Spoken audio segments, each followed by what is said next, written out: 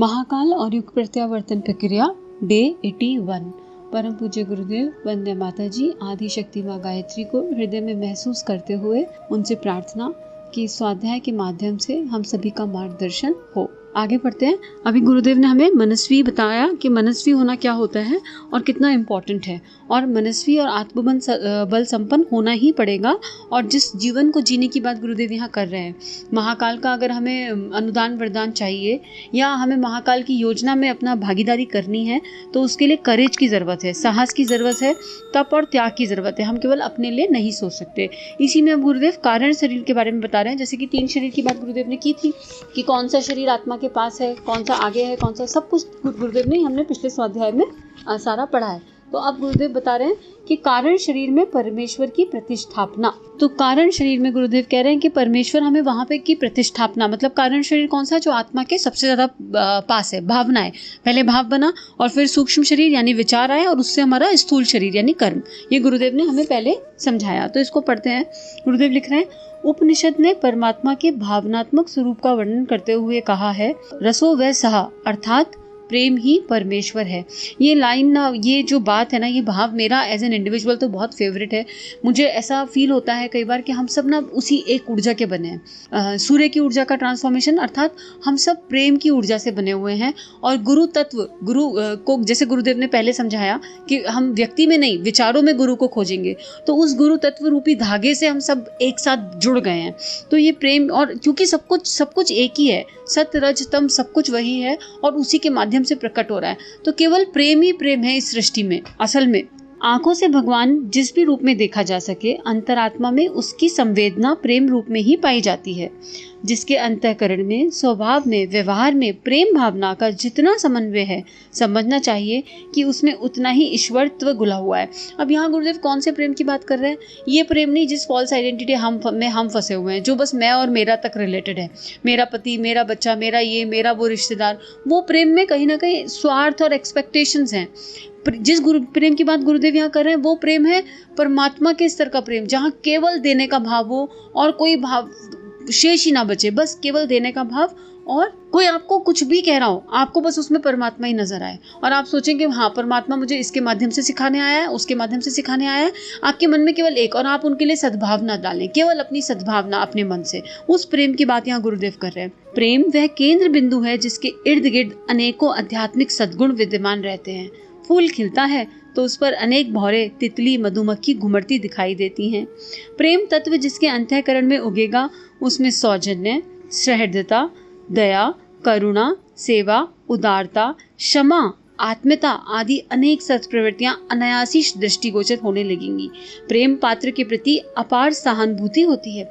कितनी सुंदर गुरुदेव क्वालिटीज बता रहे हैं कि अगर आपके भीतर सच्चा प्रेम है तो आपके मन में सबके लिए, कि आप बायस्ड नहीं हो सकते अपनी अप्रोच में कि ये मेरा और वो तेरा, या अगर किसी ने आपको कुछ कह दिया तो आपका फॉल्स आइडेंटिटी बीच में आ ही नहीं सकता। आपके मन में केवल एक ही बात होगी। अब जैसे महापुरुष नहीं होते, जैसे भगवान बुद्ध का बताते हैं कि कोई आके उन्हें कुछ भी कह जाए, कचरा डाल रहा है, कोई कुछ कह रहा है, कितनी स्टोरीज हम भगवान बुद्ध के ऊपर पढ़ते हैं, लेकिन वो कुछ नहीं पलट के जवाब देते। तो एक बार एक स्टोरी में आता है कि एक शिष्य ने पूछा कि आपने इतना कुछ कैसे सहा? तो बोले, जिसके पास जो होगा वो वही तो देगा।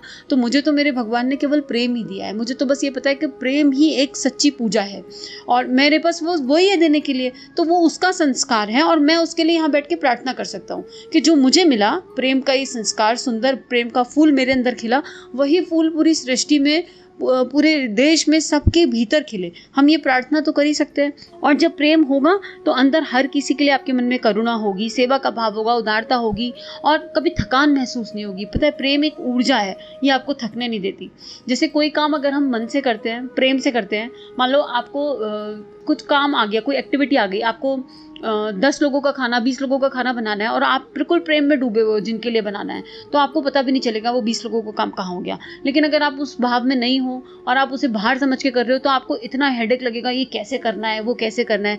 या मान लो कोई गुरु कार्य आ जाता है या कुछ भी काम आ जाता है जो आप, जिस काम से आपको प्रेम है, कभी देखा है ना, जो हमारे हॉबी, जिसमें हमारा इंटरेस्ट होता है, जिस चीज़ से हमें प्यार होता है, उसमें हम घंटों लग जाते हैं, हमें थकान नहीं होती। लेकिन जिसमें जो हमें करना पड़ता है, बाहर से आउटर फोर्स से आता है, उसमें हमें 1 घंटे में, हम हर 15 मिनट में घड़ी में टाइम देखने लगते हैं, अरे कितना टाइम हो गया, कितनी देर और करना है।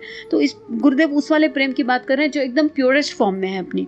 आगे लिख रहे हैं गुरुदेव, उसे अधिक सुखी और समुन्नत बनाने के लिए अंतःकरण में निरंतर हिलोरें उठती रहती हैं।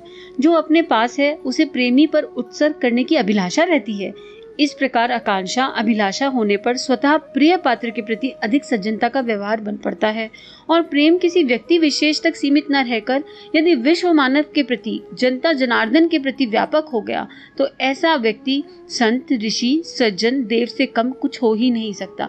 देखिए यही बात गुरुदेव आगे लिख रहे हैं कि भगवान बुद्ध का एग्जाम्पल गुरुदेव ने दिलवाया और वही कह रहे हैं कि केवल किसी व्यक्ति विशेष के लिए नहीं होता है ये प्रेम, ये सबके लिए होगा। इसमें मैं और मेरा, तू और तेरा हो ही नहीं सकता। ये ऊर्जा है और वहाँ पे हर किसी में बस हम जैसे कहते हैं ना, पूरी सृष्टि बस कृष्ण ही कृष्ण है, सब कुछ वही है, परमात्मा ही परमात्मा है, तो वही दिखने लगेगी एनर्जी।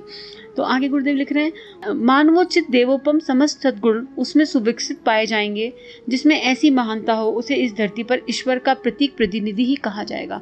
और जिसने इस प्रेम को सही तरीके से समझ लिया, जिसके अंदर ये फूल खिल गया, जो केवल कृपा से खिलता है और आपकी कृपा से कोई भाव मिला, आपने उसमें एफर्ट्स डाले और इसमें भी इतनी सारे लेयर्स, इतनी सारी लर्निंग है, धीरे धीरे धीरे धीरे वो फूल बढ़ता चला जाएगा, उसकी सुगंध फैलती चली जाएगी।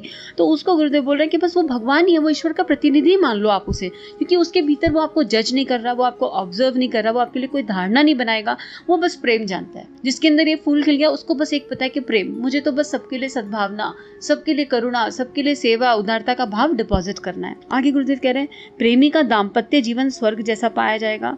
दूसरी ओर से समुचित प्रत्युत्तर ना मिले तो वह अकेला अपने ही सद्व्यवहार से संतोष और शांति का आधार बनाए रह सकता है। इसी प्रकार कहा भी कि किसी भी परिस्थिति में कैसे भी लोगों के बीच प्रेमी स्वभाव का व्यक्ति सौजन्यपूर्ण वातावरण बनाए रह सकता है। कितना सुंदर पैराग्राफ है और बहुत इंपॉर्टेंट बात कह रहे हैं गुरुदेव कि दाम्पत्य जीवन यूजली क्या होता है, हम जो दाम्पत्य हम देखते हैं ना, यूजली मोस्टली लड़ाई झगड़े हो रहे हैं घरों में, एक दूसरे की भावनाओं का सम्मान नहीं हो रहा, एक दूसरे का रिस्पेक्ट नहीं हो रहा, समझ नहीं पा रहे हैं। लेकिन अगर किसी एक के भीतर भी प्रेम का फूल खिल गया तो वो सामने वाले के लिए उसकी दृष्टि बदल जाएगी और जैसे दृष्टि बदलती है ना, सृष्टि बदल जाती है। एक जैसे मैंने अपनी लाइफ में एक चीज़ इंप्लीमेंट की कि मान लीजिए कभी कोई आपको कुछ आके कह के जा रहा है, कोई भी हो, फिर वो कोई भी रिश्ता हो, तो आप सबसे पहले तो अपने मन को शांत कर लो भीतर और फिर ये मान लो कि ये सामने वाला ना एक प्रेमी सोल है, बहुत हाई सोल है, जो आपको इस परिस्थिति से ऊपर उठाने आया है। क्यों? क्योंकि अगर आपके मन में कोई ऐसा भाव आ रहा है हर्ट वाला, दुख वाला, तो आप अपनी फॉल्स आइडेंटिटी में हो ना। जब आप प्रेम की ऊर्जा में हो तो हर्ट हो ही नहीं सकता। लेकिन अगर आप उस ऊर्जा से विचलित हो गए, नीचे ऊपर आ गए कहीं, तो ही वो इमोशन आएंगे ना, दुख, सुख, मतलब सुख भी, बहुत हैप्पीनेस भी हो रही है तब भी वही होगा, हर्ट या कोई भी इमोशन आ रहा है, ईर्ष्या, तो वो इमोशन आपकी फॉल्स आइडेंटिटी को आता है। तो सबसे पहले तो ये धारणा कर लो, जैसे हम श्रद्धा आरोपित कर देते हैं तो वही काम करने लगती है। हम बाजार से मूर्ति लाते हैं, उस मूर्ति में जब वो बाजार से आती है तो उसमें कुछ नहीं होता, लेकिन जब उसमें भक्त की उसमें श्रद्धा आरोपित हो जाती है तो वो मूर्ति सब कुछ हो जाती है। तो आप श्रद्धा आरोपित कर दो कि सामने वाले में तो भगवान का ही निवास है और इसके मुख से जो भी बोल रहा है भगवान बोल रहा है और भगवान चाहते हैं कि ये मैं सीखूं कि मुझे अपनी फॉल्स आइडेंटिटी से बाहर आना है और प्रेम की ऊर्जा के और समीप जाना है।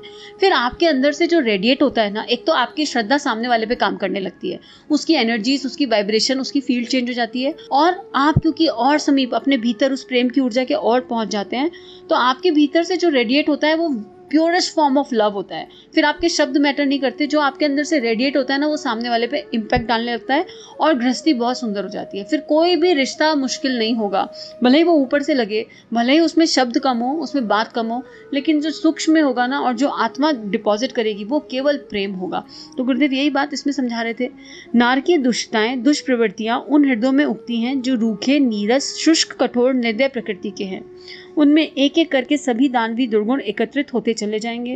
रंग गोरा और रूप का सुंदर होते हुए भी ऐसे मनुष्य भयावह नर पिशाच की तरह अपना आतंक उत्पन्न करके वातावरण को विशुद्ध बनाए रहते हैं।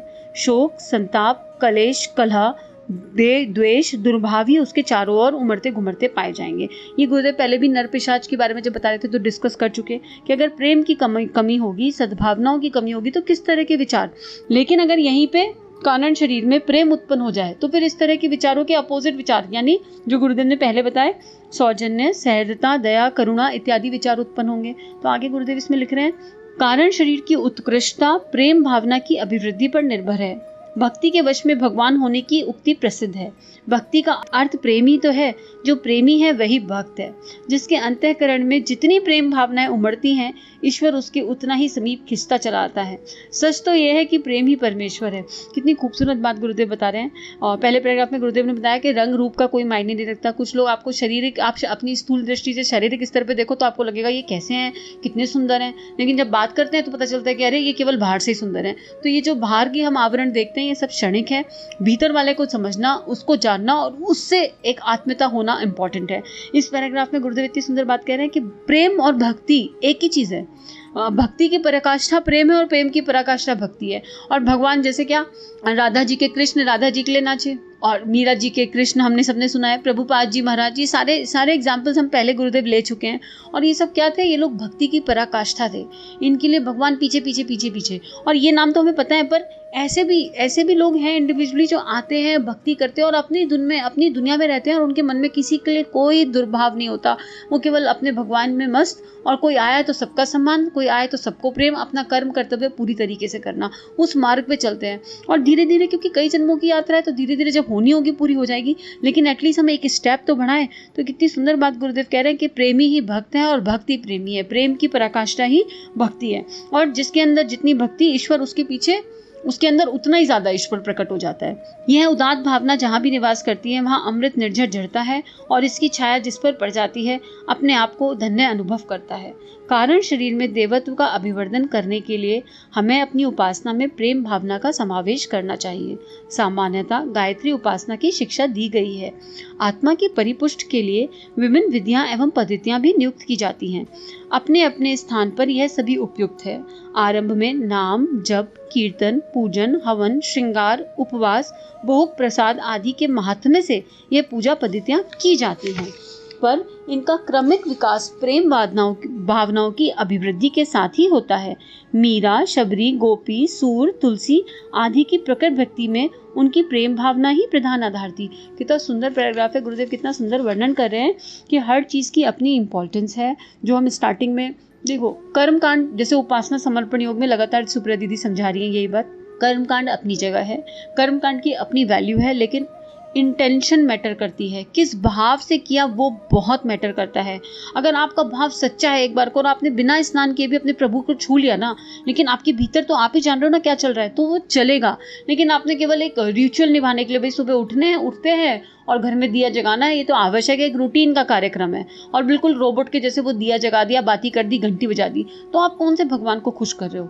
किस भगवान को खुश करोगे? भगवान मेरे भीतर ही बैठा है असल में, और हमारे भीतर की श्रद्धा ही हमारे सामने प्रकट हो जाती है। तो रोबोटिक पूजा की बात गुरुदेव कर्मकांड की बात नहीं कर रहे, उनकी इंपॉर्टेंस बता रहे हैं कि ठीक है, उससे एक एनर्जी क्रिएट होती है। कम से कम अब बच्चे को अगर A to Z लिखवाना है तो स्टैंडिंग लाइन, स्लीपिंग लाइन भी सिखानी पड़ेंगी, उनकी अपनी इंपॉर्टेंस है। लेकिन अगर बच्चा केवल स्टैंडिंग लाइन और स्लीपिंग लाइन ही सीखता रह जाए केवल, और कभी ABCD बनाए ना, तो काम कैसे चलेगा? और उस ABCD को बनाने में जो इंटेंशन लगेगी, जो एफर्ट लगेंगे, वो अलग होंगे। तो गुरुदेव बोल रहे हैं कि जो भी उपासना मतलब पास बैठना। साधना के बारे में गुरुदेव ने पहले बताया, हर समय अलर्ट। तो हमारी उपासना में वो प्रेम भाव, मतलब अगर आप अपने इष्ट के पास बैठे हो तो आप उसमें डूब जाओ, चाहे 5 मिनट बैठो, चाहे 15 मिनट, चाहे 3 घंटे। और हालांकि तो एक समय ऐसा आएगा जब हर क्षण दिल की धड़कनें आपके इष्ट में ही खोई रहेंगी। एक ऐसा समय आता है इस यात्रा में जब चलते रहो और लगता है कि दिल की धड़कनों से जप हो रहा है, दिल की धड़कनों से आपके इष्ट आपके लिए गा रहे हैं। बहुत अलग अलग अनुभूतियां और अनुभव, और जो बहुत सुंदर है, और उसका आधार क्या है? प्रेम। तो इसी प्रेम की बात गुरुदेव कर रहे हैं, और इसमें गुरुदेव सुंदर सुंदर एग्जाम्पल ले रहे हैं। माँ मीरा, माँ शबरी, गोपियों का एग्जाम्पल ले रहे हैं। और इन लोगों के बारे में तो हम सब जानते ही हैं कि क्या प्रेम की पराकाष्ठा थी, मतलब अद्भुत था वो, और हमारे लिए एग्जाम्पल सेट करके गए राधा कृष्ण। तो आज के लिए यहीं पे समाप्त करते हैं, आगे का कर लेंगे। सभी को बहुत बहुत धन्यवाद। विश्व कल्याण के लिए सभी के भीतर प्रेम का ये बीज उत्पन्न हो, प्रेम का ये फूल खिले, इसी भावना के साथ शांति पाठ। ओम शांति ही शांति ही शांति ही।